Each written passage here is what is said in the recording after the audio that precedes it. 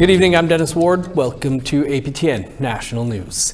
The Red Dress Alert System for missing Indigenous women, girls, and Two-Spirit is now one step closer to launching in Manitoba.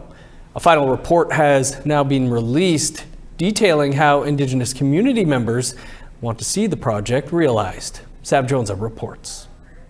The final report for Manitoba's Red Dress Alert System pilot project released significant findings early Tuesday. Indigenous people do not view police as trustworthy or culturally competent when it comes to filing missing persons reports and initiating searches in the province.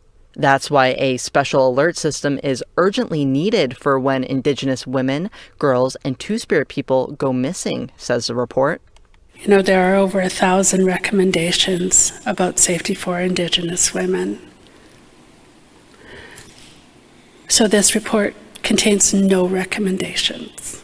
It's a plan to create a safer place, a safer world for our loved ones. The final report comes after a year of community consultations with MMIWG2S impacted families, survivors, and service providers to learn how best to implement a red dress alert system. Dozens of Manitoba-wide engagement sessions and more than 1,000 anonymous online surveys helped create a blueprint for the program set to go into effect next year. A family friend of 15-year-old Tina Fontaine, who was murdered in 2014, says community input makes all the difference when it comes to creating a system that works. They came to see us. They came and listened to us. They came and asked us, what do we need? And our families told them, we need protection. We need you to care. The pilot project explored areas of strengths and weaknesses with the current process of reporting a missing person to police, including myths around how long you need to wait to create a report.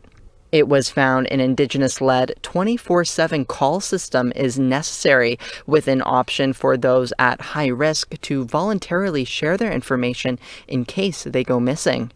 The Red Dress Alert System will coordinate with police and other organizations and issue public alerts through channels like social media, billboards, and phone alerts.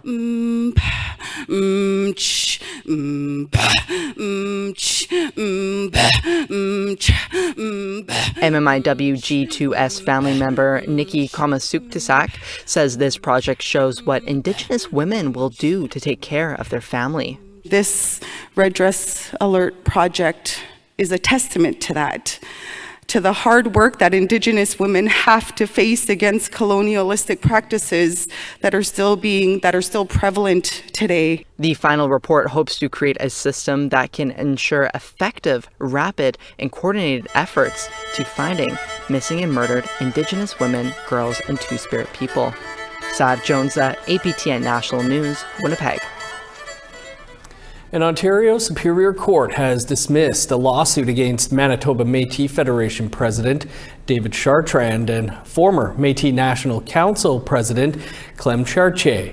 The lawsuit had alleged Chartrand and Chartier misspent millions of dollars of MNC funds between 2019 and 2021. APTN's Fraser Needham has the details. MMF President David Chartrand says the lawsuit was never anything other than a political persecution. Well, I feel vindicated, and so does the rest of the team. It clearly was obviously seen by the court as a vengeance and vindictive utilization of the MNC funds to try to damage our names, our reputation, and the MMF's good name in government.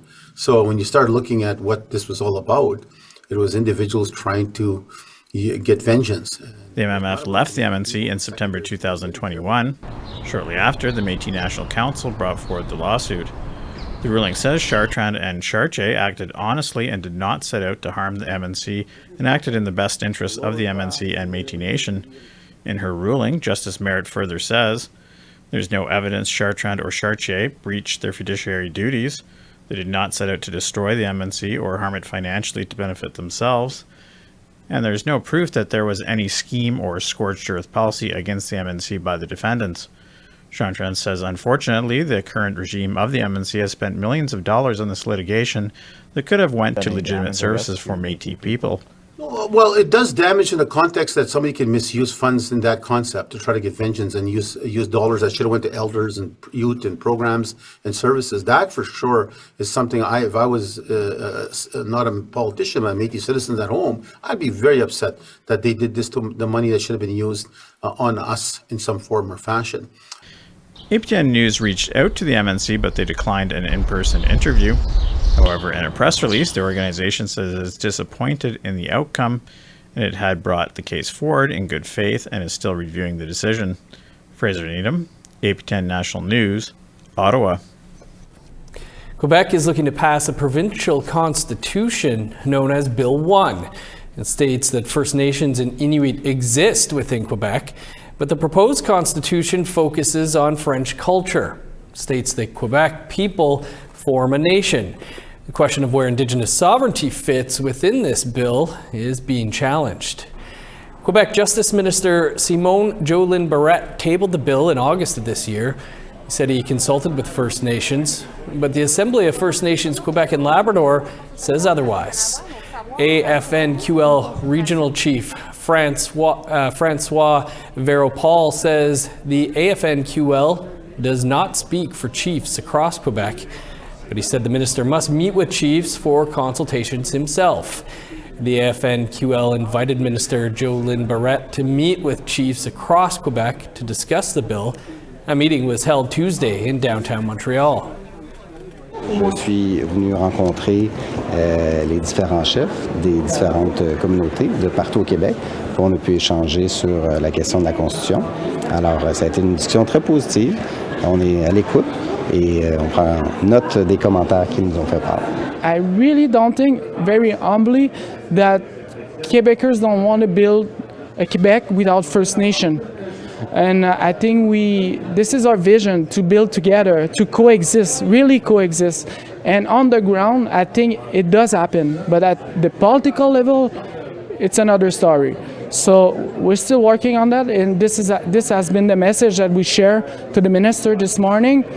And even though he kind of tried to reassure us that it won't affect our rights, it won't affect our relationship, this is not the reading that we do of the bill that is presenting as of now.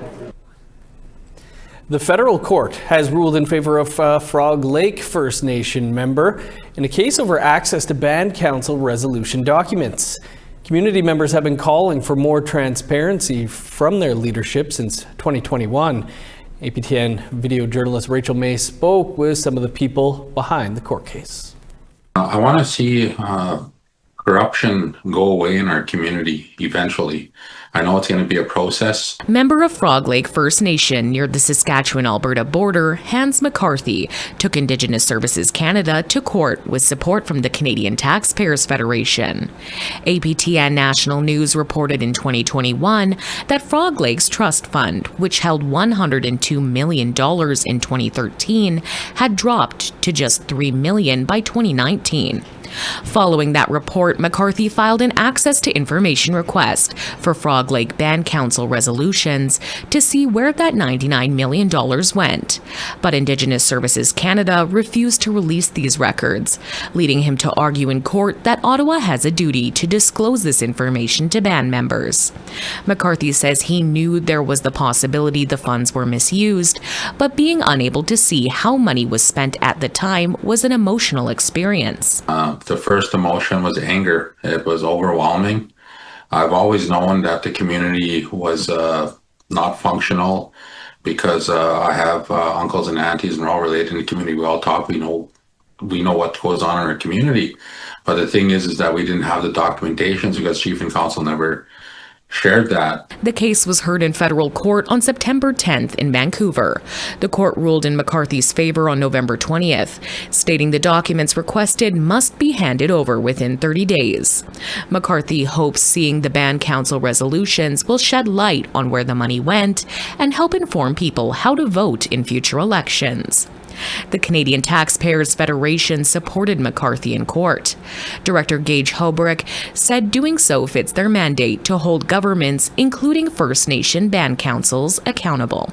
Me and Hans have talked about this a lot, that anyone who lives in a regular municipality, a provincial government, you can usually go to the provincial government's website, the municipality's website, and find pretty detailed financial information, and that it's important to you as a taxpayer to kind of hold your own government accountable. But in many First Nations communities, that's just not the case. Hobrick and McCarthy says this isn't just a win for Frog Lake First Nation, it's a win for all First Nations seeking transparency from their leadership. Rachel May, APTN National News, Saskatoon. Time for a quick break. Still to come, the latest on that grizzly bear attack near Bella Coola. Stick around.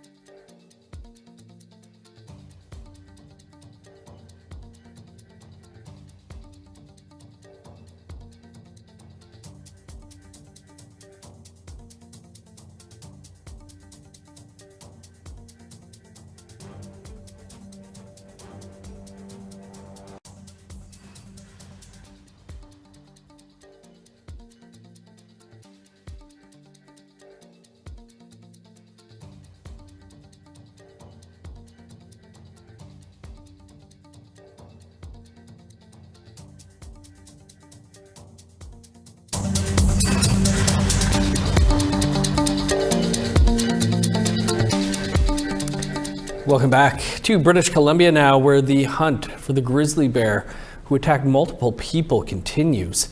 APTN's Tina House has this story. It's been nearly a week since 11 people, mostly children, were attacked by a mother grizzly bear near Bella Coola, and the hunt for the bear continues. Deputy Chief Kirsten Milton says 4 people were flown to Vancouver for treatment in hospital. We know that they're still receiving medical care. We're just giving space for the families to give their own updates. They've asked us not to do that for them. So we've just offered them support and help in any way we can, especially when they return as well.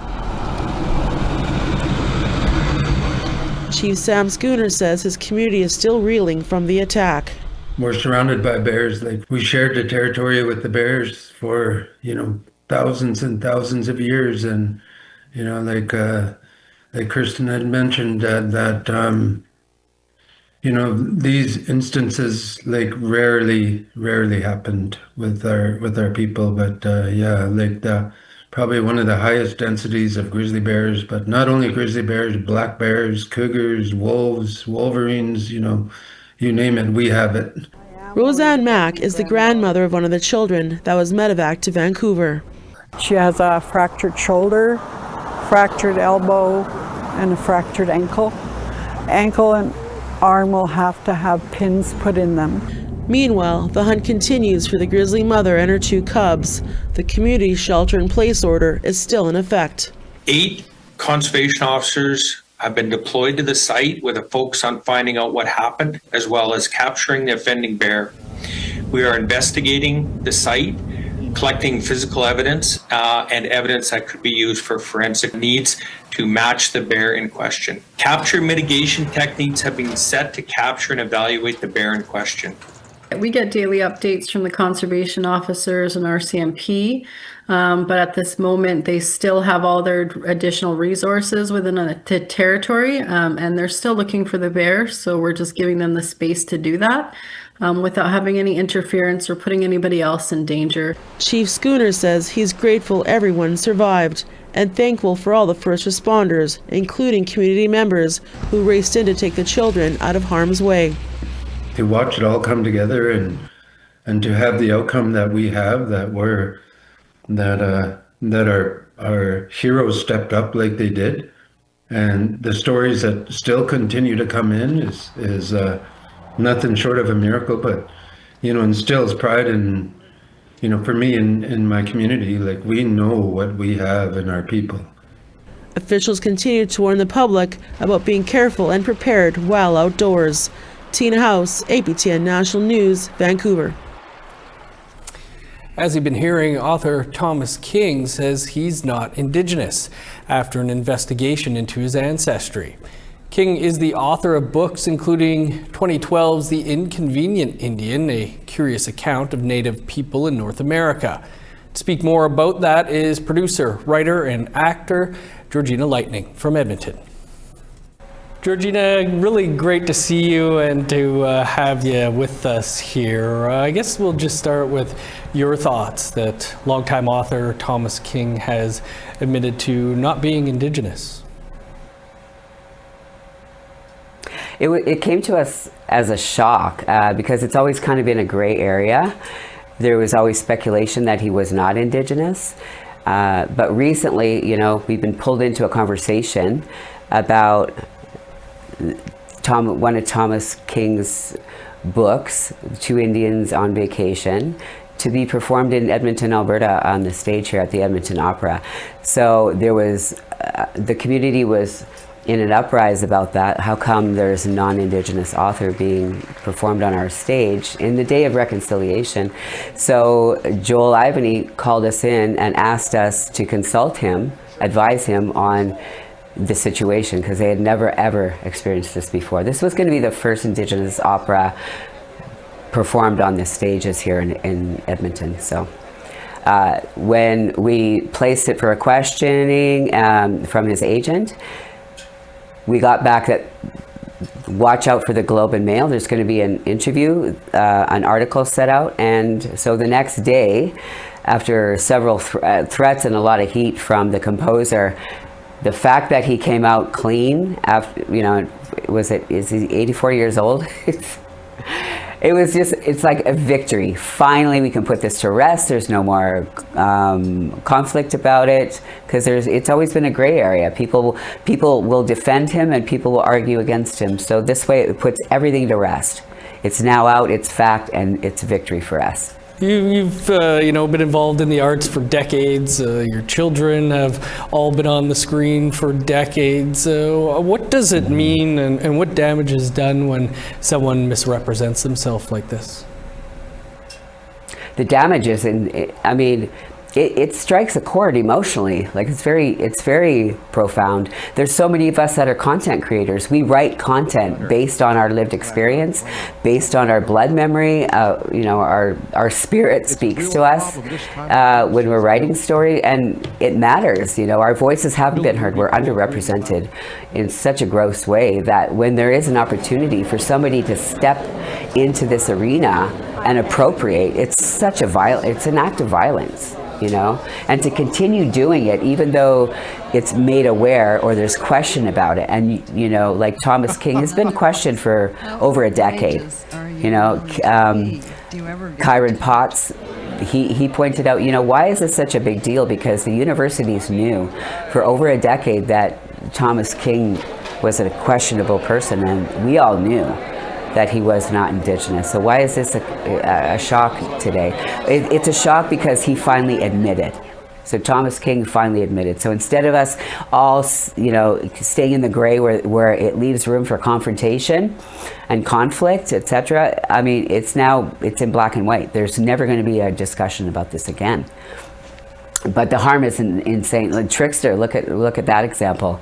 There was an example of Vice, a job that I really wanted, a residency, and it was two cultural appropriators that got the job. Out of anybody that could have applied, it was Heather Ray and Michelle Latimer. You know, I wanted that job, and I didn't get it because they're better at persuasion. We were just talking about the art of persuasion. I'm not great at that, I guess. So, you know, there's a lot of losses. The whole cast and crew that were on Trickster, you know, when I heard of the questionable genealogy of Michelle Latimer, pardon me, I immediately the same day wrote a letter to her, and I asked her, I said, I have an Indigenous company, 100% owned and operated. Can we acquire the rights and keep this train moving? Because there's so many people involved in this, in front of and behind the scenes. A lot of cultural representation from Kitimat Nation, and this is Eden's story. Like, it's Indigenous authored. And so let's keep it going, but she refused to give up the rights. And so look at that whole production was canceled. And that was a big deal. We were emotional for a while on that one, you know. We're all bruised by that one. So, yeah, and it continues to happen. And you know, in the meetings, it's like there's so many authors that you could write an opera. Richard's my neighbor, you know, Richard Wagamese, Richard Van Camp, like, and more of Eden's books. Like, we have a lot of authors here. Christy Belcourt. I mean, take one of their pieces and write an opera to it. Somebody who's bona fide, you know. Georgina, it's not fair to take space. Yeah, we'll have to leave it there, but it was great to see you, and appreciate you taking some time for us. My pleasure. Thank you for covering this. Hi. A new episode of Face to Face is just minutes away. We'll bring you a preview after the break.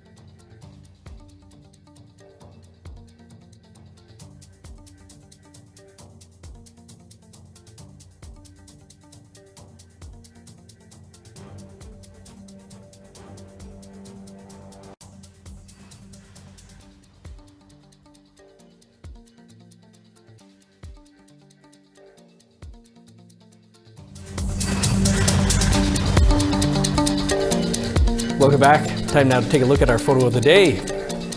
And Fran Etzel shared this incredible photo of the Northern Lights. Last week, the lights lit up the skies across Canada, and this was the view from Ross River, Yukon. Thanks, Fran. Remember, you can send your photos to share@aptn.ca for the chance to be our next photo of the day. Now let's take a look at tomorrow's weather forecast. Starting on the East Coast, 7 with showers in Charlottetown, cloudy, and 11 for Halifax.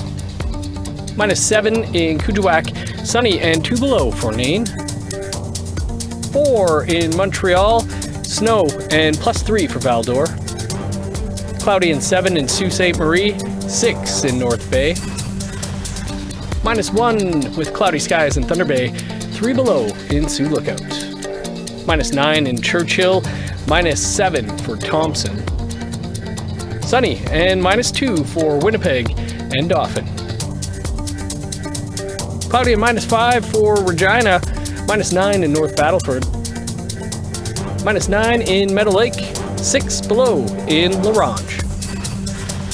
In Northern Alberta, -12 in High Level, 10 below for Fort Chippewa. +1 in Lethbridge, -6 in Medicine Hat. 8 in Vancouver, +3 for Kamloops. -1 for Prince George and Smithers. -21 in Old Crow, 11 below for Whitehorse. -14 in Yellowknife, 15 below for Norman Wells. -20 in Sax Harbor, 17 below for Inuvik. -15 in Chesterfield, 20 below for Baker Lake. -19 for Resolute, -8 in the Iqaluit.